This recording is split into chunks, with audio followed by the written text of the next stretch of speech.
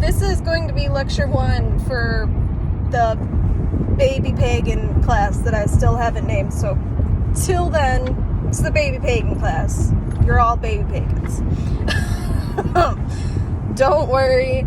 It took me until like my 5th year in to feel like I wasn't a baby pagan. So it's okay. Don't worry. We've all been there. It's all good. But the first thing that I want to address to all you baby pagans is honestly the word and concept of prayer. Because there are a lot of Christians that will, when they figure out or when you tell them that you are pagan, whenever that's comfortable for you, coming out of the broom closet will be a whole other video. But when that happens, you will have Christians come to you and say, don't worry, I'm praying for you. You will also see people on Facebook, oh, send prayers my way, and you're going to sit there and be like, well, the thing is that I know you're Christian, but the Morgan could be super helpful right now, you know? Like, there's going to be those times where you're just like, do I count? And I wanted to tell you that even though it took me about 7 years to get to this answer, because I've been in this for 11 years, is it 12, almost 11 or 12 years now. Since I've been in this for so long, it took me about 7 years to be like, you know what? Thank you. I appreciate that you're praying for me, and I'll pray for you too. Because prayer is not exclusive to Christianity.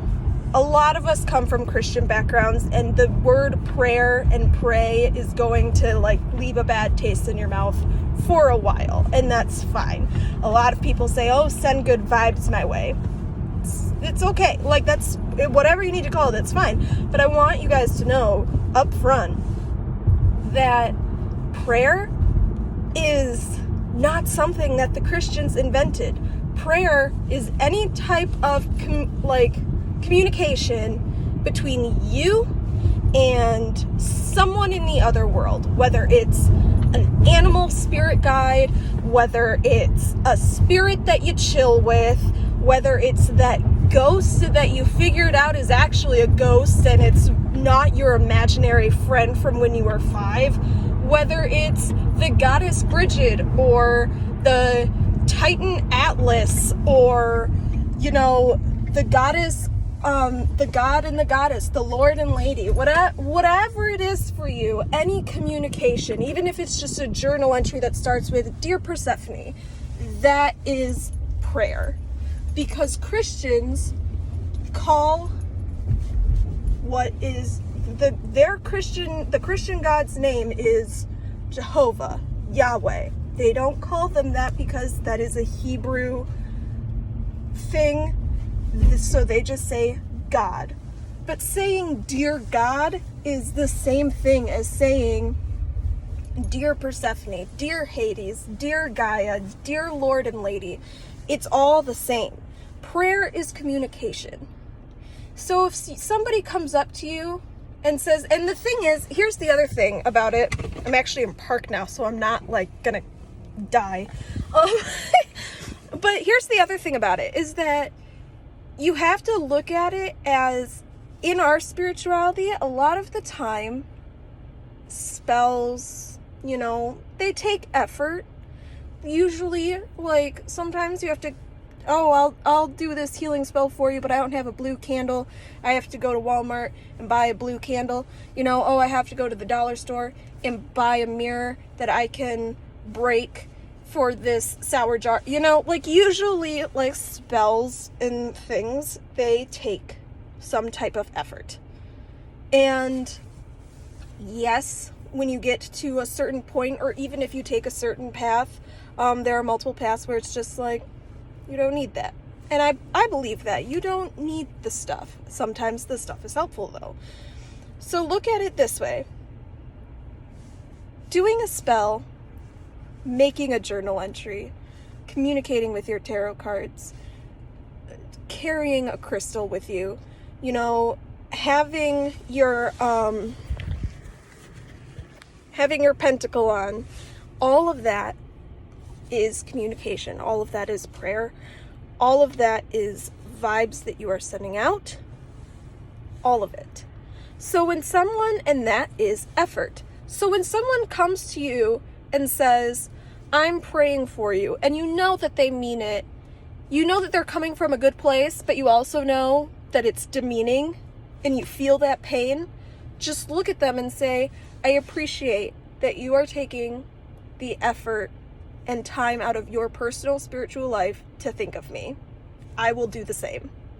Because then you're not being like, no, don't pray for me. These people are, whoever it is, whatever their intentions may be, they think that you are important enough to them that they are going to take the time to put effort in towards you specifically during their spiritual life.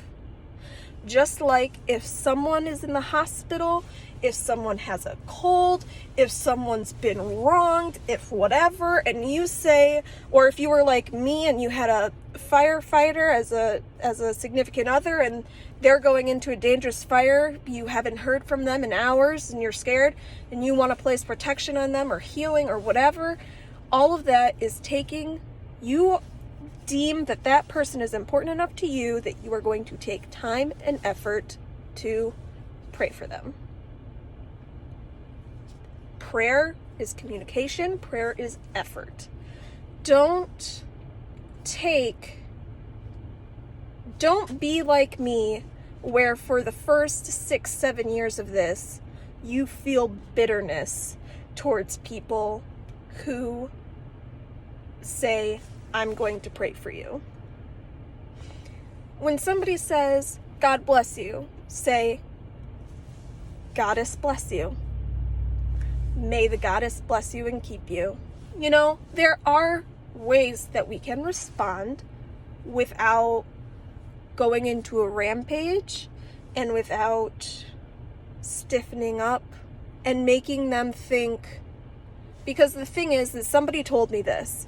Somebody at the church that my parents go to, and I still go sometimes because of I live with my parents, and something I will talk about in the Greek class is the law of xenia, which is hospitality and taking part. And so I do go to church with my parents sometimes. One of the people at the church said to me, you used to stiffen up when people would say that we were going to pray for you, and it made people think that like some evilness was attached and prayer was like making it twinge. So don't give them that satisfaction. Don't